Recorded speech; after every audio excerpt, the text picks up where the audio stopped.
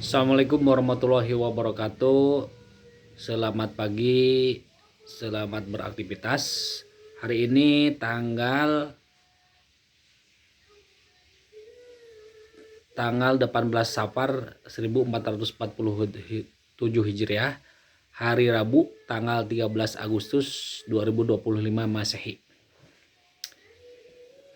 Di sini saya akan melanjutkan lagi membaca buku dari Sirah Nabawiyah karangan Syekh Saifur Rahman Al-Mubarakfuri. Saya akan melanjutkan membaca nomor 37 Romawi Nomor halaman 37 Romawi tentang biografi penulis Syekh Saifur Rahman Al-Mubarakfuri. Sebelum membaca, adalah kita berdoa dulu. Bismillahirrahmanirrahim. Robbi jidni ilma. Amin amin ya rabbal alamin. Biografi penulis Syekh Saifur Rahman Al-Mubarakfuri. Nama lengkap beliau adalah Safiyur Rahman bin Abdullah bin Muhammad Akbar bin Muhammad Ali bin Abdul Mu'min bin Fakirullah Al-Mubarakfuri Al-Azami, lahir pada 6 Januari 1943 di Mubarakpur, India. Keluarga beliau dinasabkan kepada kaum Ansor, sebagaimana banyak keluarga lain di India dinasabkan kepada mereka. Bahkan secara spesifik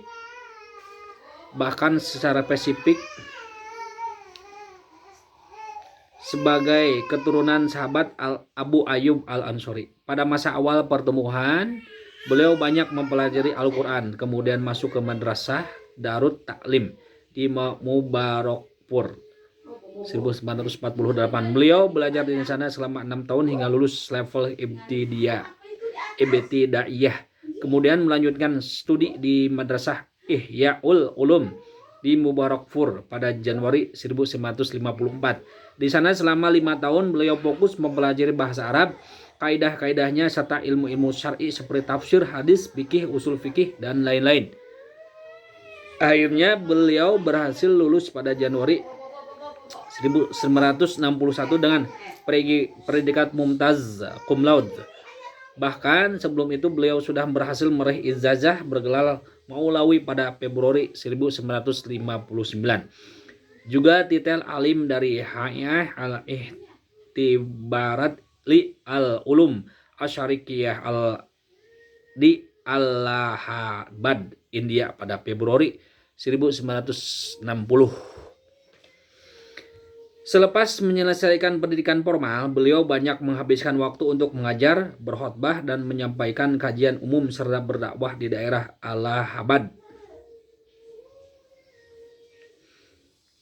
Beliau pun diundang untuk mengajar di Madrasah Faid Am selama 2 tahun. Sempat pula mengajar setahun di Universitas Ar-Rasyad di Azam, Kadah. Kemudian diundang ke Madrasah Darul Hadis di Mu'afi pada Februari 1966 dan mengajar di sana selama 3 tahun. Beliau dipercaya sebagai pembantu ketua bagian pengajaran dan urusan internal.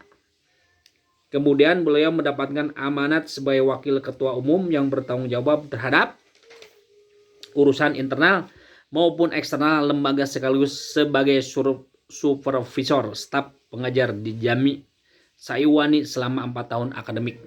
Setelah kembali ke tanah air pada akhir 1972, beliau mengajar di Madrasah Darut Ta'lim dan menjabat sebagai direktur pengajaran selama 2 tahun akademik. Atas permintaan Rektor Universitas Salafiyah Benares, beliau pindah mengajar di sana pada 1974. Selanjutnya lebih banyak melaksanakan amanat di bidang kegiatan belajar mengajar dan dakwah di sana selama sekitar 10 tahun ke depannya. Beliau pun menjadi pemimpin redaksi majalah bulanan Muhadis yang terbit di India dalam bahasa Urdu. Di sela-sela kesibukan tersebut, beliau sempat meraih gelar formal dengan titel Fadilah di bidang sastra Arab pada 1976. Pada tahun yang sama, Rabithah Al-Alam Al-Islami di Mekah menyelenggarakan kompetisi ilmiah tentang sirah nabawiyah, yaitu pada Konferensi Islam Internasional 1 tentang sirah nabawiyah yang diselenggarakan di Pakistan. Pada momen itulah Syekh menulis kitab Ar-Rahiq Al-Maktum dan berhasil meraih juara ke-1. Kemudian melanjutkan safari ilmiah ke Universitas Islam Madinah untuk melanjutkan proyek riset ilmiah di Pusat Pelayanan Sunnah dan Sirah Nabawiyah pada 1409 Hijriah dan bekerja di sana hingga akhir Sya'ban 1418 Hijriah. Setelah itu beliau bekerja di Maktabah Darussalam di Riyadh sebagai pengarah di bagian riset dan tahqiq ilmiah hingga beliau wafat. Beliau meninggal ketika salat Jumat pada 10 Dzulqa'dah 1427 Hijriah atau 1 Desember 2006 Masehi di tempat kelahiran beliau, Mubarakpur, India. Syekh memiliki sejumlah karya di bidang tafsir, hadis, mutsalah, sirah nabawiyah, dakwah, jumlahnya sekitar 30 judul dalam 2 bahasa, Arab dan Urdu. Di antaranya yang terpenting, Ar-Rahiq Al-Maktum telah diterjemahkan setidaknya ke dalam 15 bahasa yang berbeda. Rodhatul Anwari fi Siratin Nabiyil Mukhtar, versi ringkas tentang sirah nabawiyah, Minnatul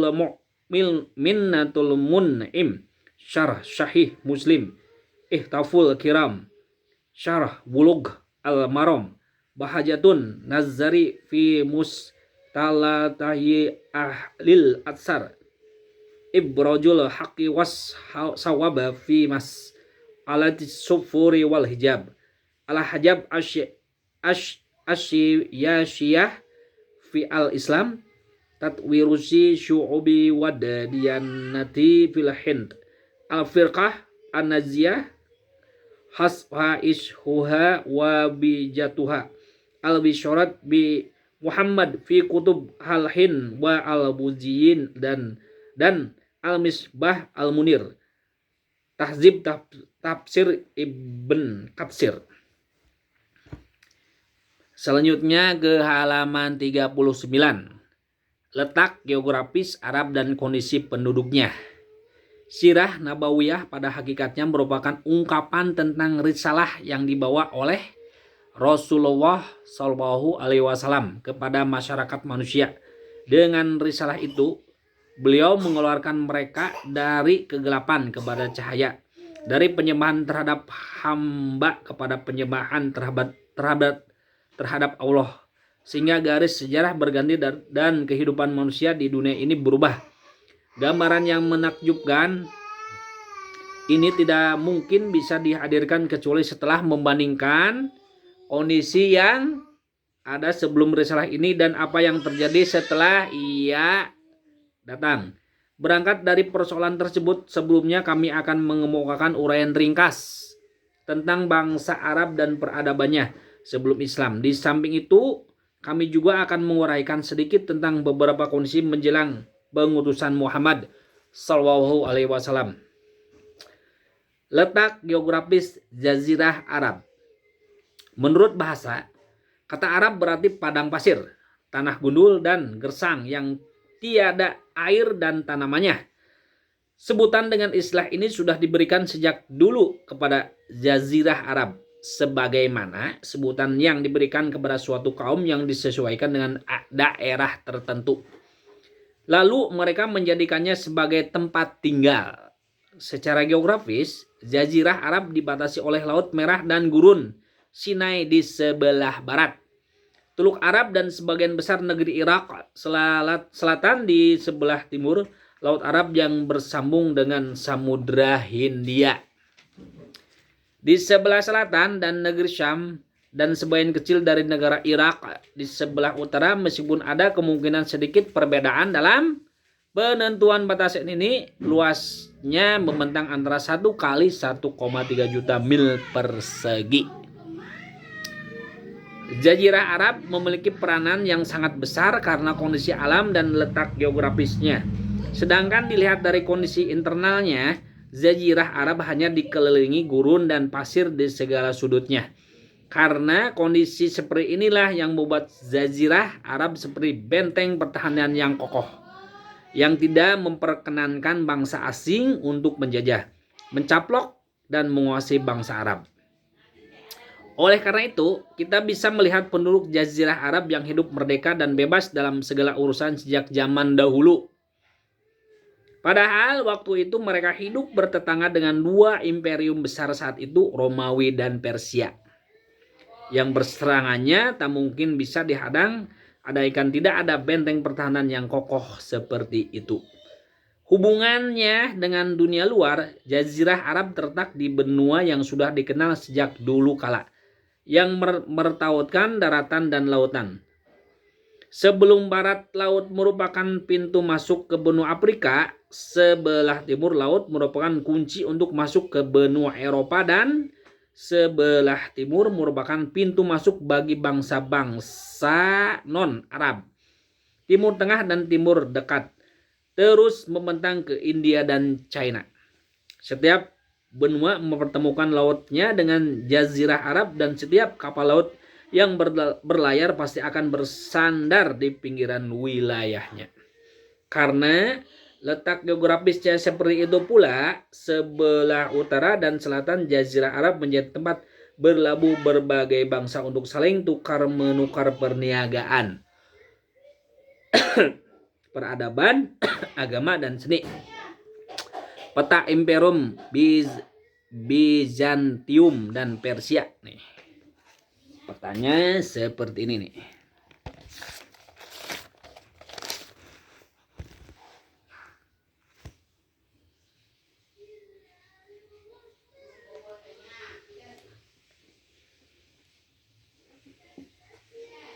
Ada Laut Merah, buah Imperium Bizantium dan Persia. 800 mil, 600 mil, 400, 200, 0 mil, 200.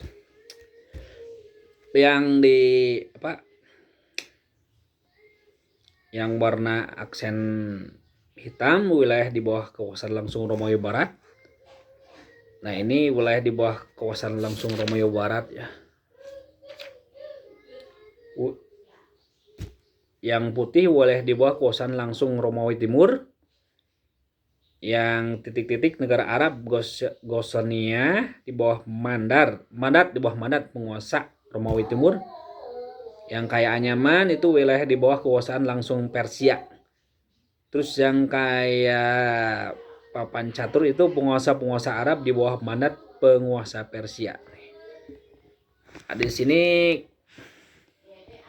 ini Korsika, Sardinia, Roma, Laut Mediterania, Malta ya, Alexandria, Heliopolis, Kairo ya, Quds, Yerusalem, Laut Merah, Yatsrib, Madinah, Jeddah, Mekah, Taif, Sana, Yaman. Nah, ini peta Imperium Bizantium pada Persia ya. Nih petanya ya.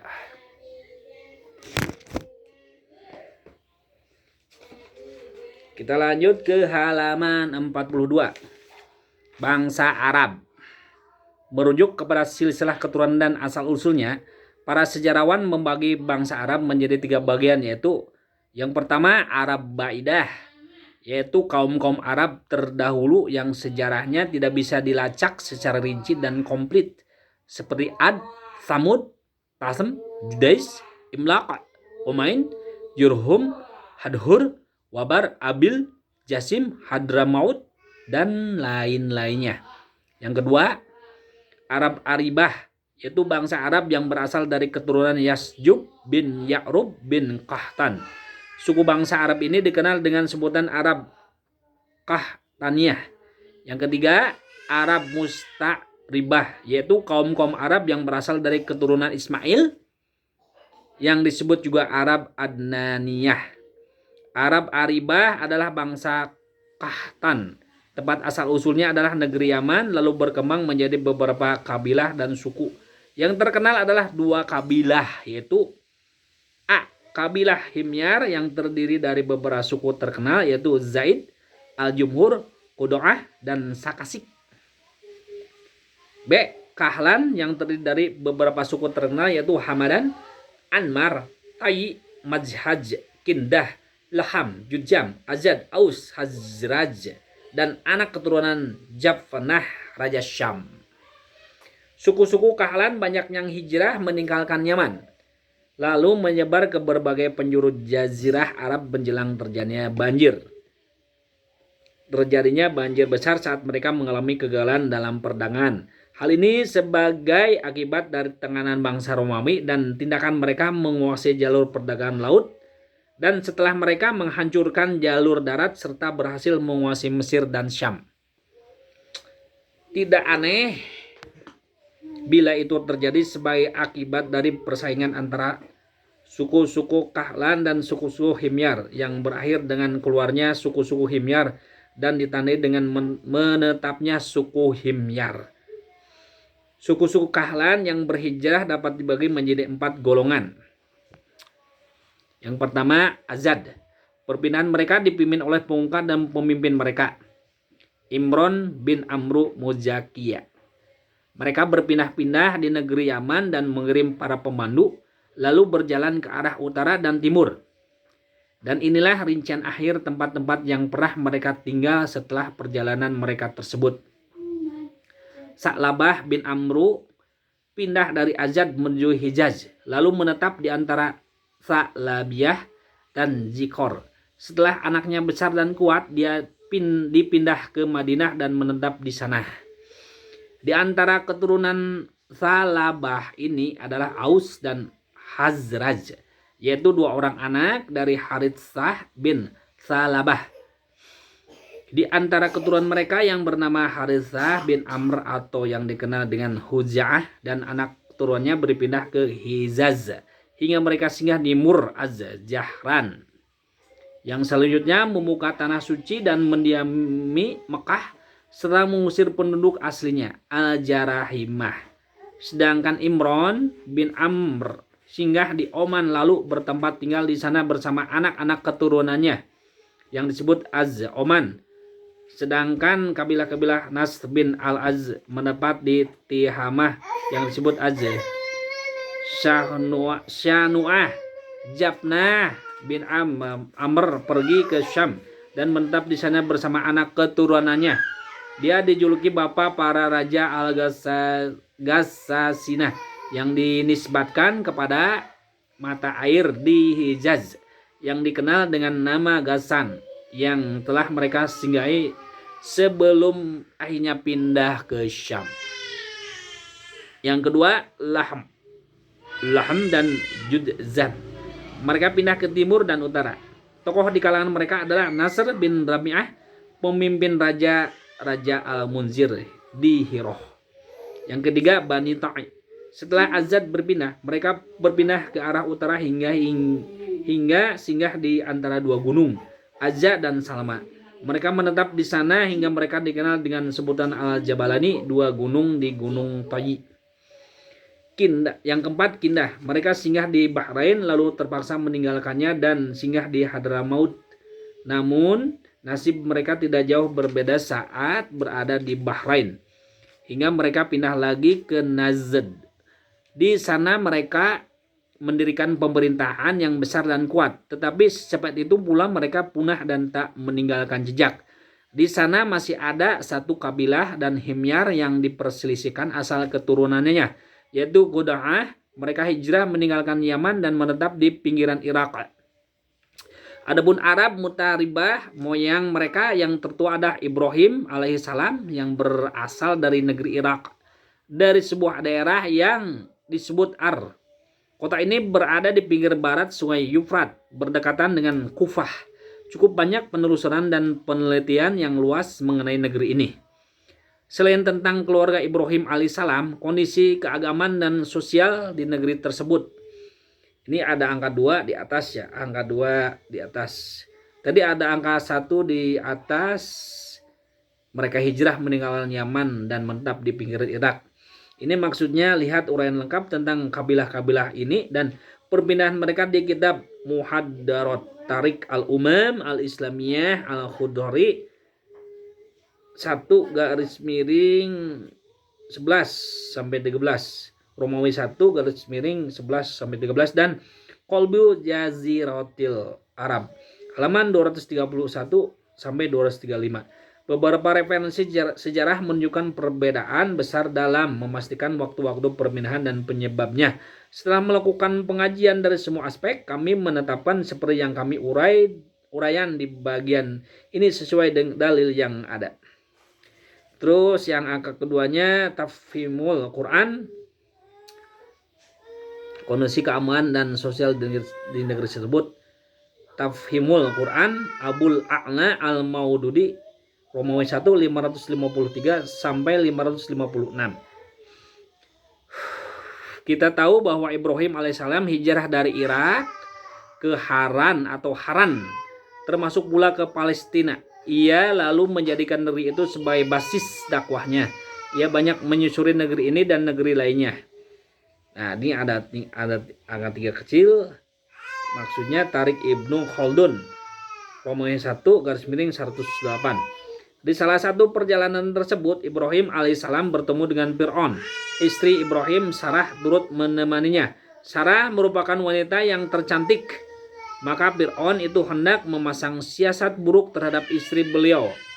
Namun Sarah berdoa kepada Allah sehingga dia membalikkan jerat yang dipasang raksasa itu ke lehernya sendiri. Akhirnya raja yang zalim itu tahu bahwa Sarah merupakan wanita saleh yang memiliki kedudukan tinggi di sisi Allah. Karena itu ia menghadiahkan putrinya. Ini yang keempat ya. Keempat itu yang populer, Hajar adalah seorang budak. Namun Allamah Al-Mansur Furi telah memverifikasi bahwa ia adalah wanita merdeka. Ia adalah anak dari Fir'aun, gelar raja Mesir kuno. Lihat Rahmatun Lil Alamin Romawi 2 garis miring 36 sampai 37. Hajar menjadi pembantu Sarah sebagai pengakuan atas keutamaan Sarah atau karena ia takut terhadap siksa Allah. Akhirnya Sarah menikahkan Hajar dengan Ibrahim. Ibid Romawi 2 34. Lihat lengkap di Sahih Al-Bukhari Romawi 3 garis miring 474. Ibrahim alaihissalam kembali ke Palestina dan kemudian Allah menganugerahkan Ismail dari Hajar. Hal ini membuat Sarah terbakar api cemburu. Dia memaksa Ibrahim agar menjauhkan Hajar dan putranya yang masih kecil, Ismail. Maka Ibrahim membawa keduanya ke Hijaz dan menempatkan mereka berdua di suatu lembah yang tidak ditumbuhi tanaman di Baitul Haram yang saat itu hanya berupa gundukan-gundukan tanah.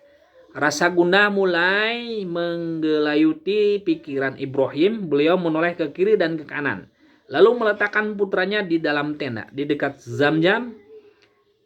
Saat itu di Mekah belum ada seorang manusia pun dan tidak ada mata air. Beliau meletakkan kantong berisi kurma dan geriba berisi air di dekat Hajar dan Ismail. Setelah itu beliau kembali lagi ke Palestina. Beberapa hari setelah itu bekal dan air sudah habis. Sementara tidak ada mata air yang mengalir. Tiba-tiba mata air Zam-Zam memancar berkat karunia Allah, sehingga bisa menjadi sumber penghidupan bagi mereka berdua. Yang tak pernah habis hingga sekarang. Kisah mengenai hal ini sudah banyak diketahui secara lengkapnya.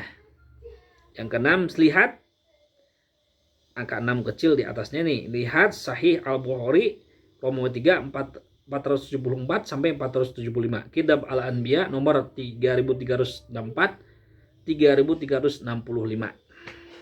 Suatu kabilah dari Yaman, Jurhum kedua, datang ke sana dan atas izin Bunda Ismail mereka menetap di Mekah. Ada yang mengatakan mereka sudah berada di sana sebelum itu, menetap di lembah-lembah di pinggir kota Mekah. Namun riwayat Al-Bukhari menegaskan bahwa mereka singgah di Mekah setelah kedatangan Ismail dan ibunya. Sebelum Ismail remaja, mereka sudah biasa melewati jalur Mekah sebelum itu. Ini yang ketujuhnya, 7 kecil nih. 7 kecil, Ibid Romawi 1 475 nomor 3364.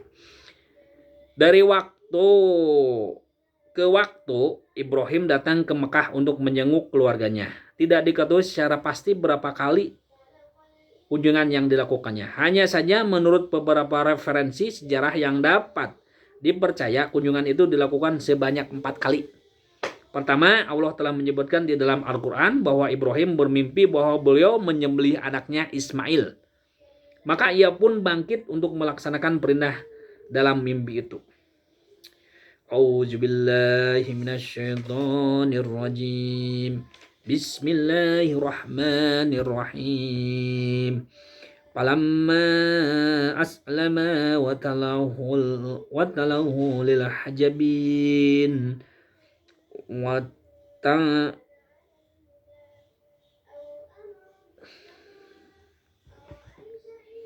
saya akan buka Quran surat As-Saffat ya. Quran surat As-Saffat 103 107. As-Saffat 103 107. As-Saffat 103 107.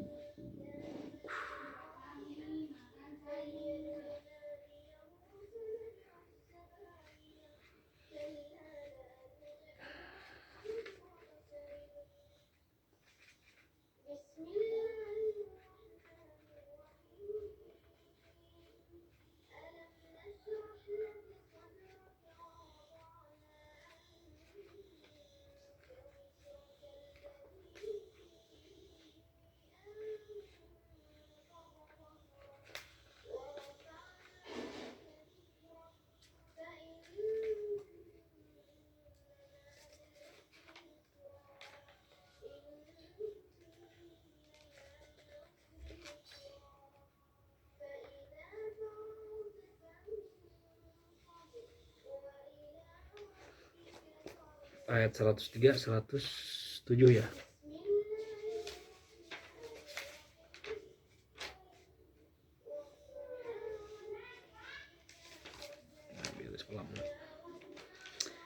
A'udzubillahi minasyaitonirrajim. Bismillahirrahmanirrahim. Falamma aslama wa tallahu lil jabin.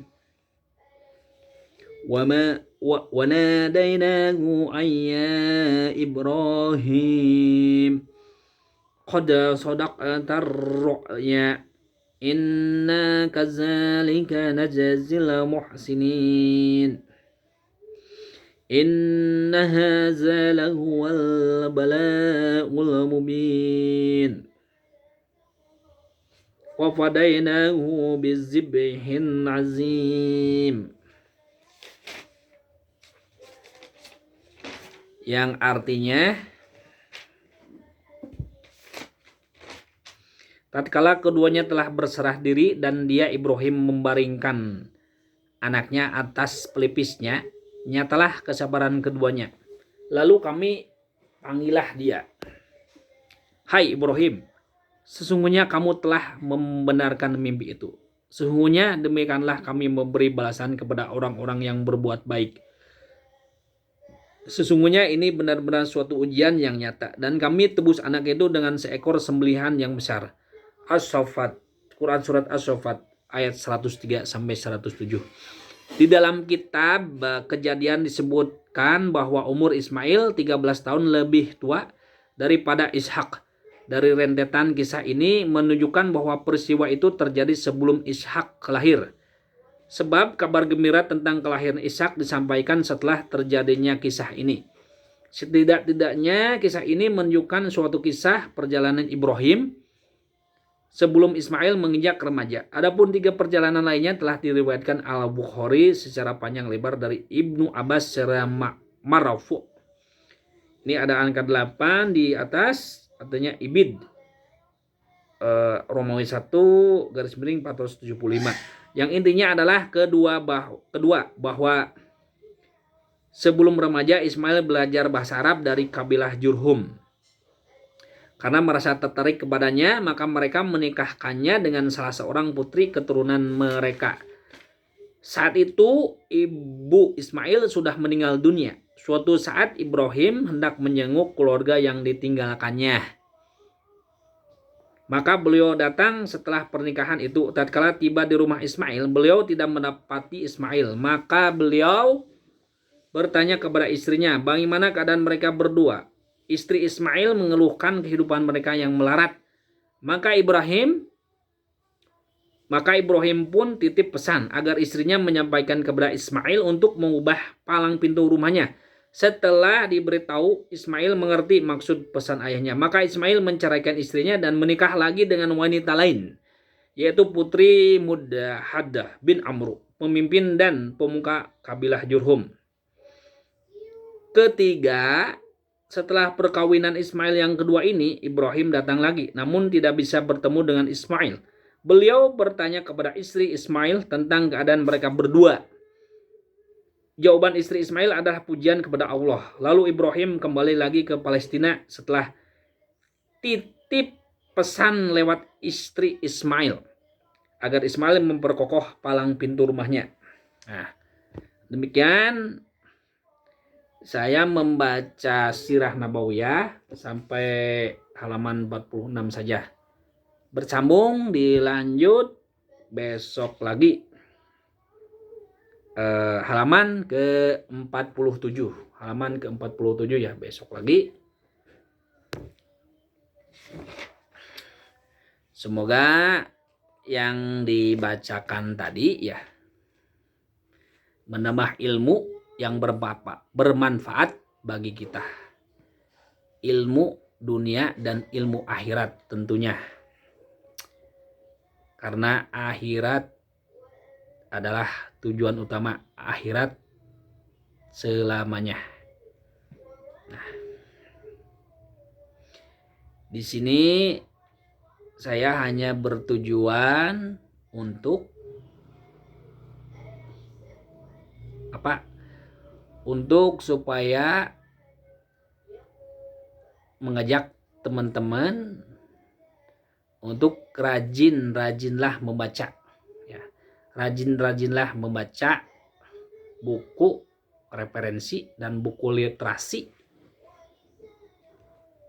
apa saja. Semoga bermanfaat yang telah saya bacakan tadi ya. Semua ilmunya bermanfaat yang telah saya bacakan tadi. Billahi taufiq wal hidayah. Wassalamualaikum warahmatullahi wabarakatuh.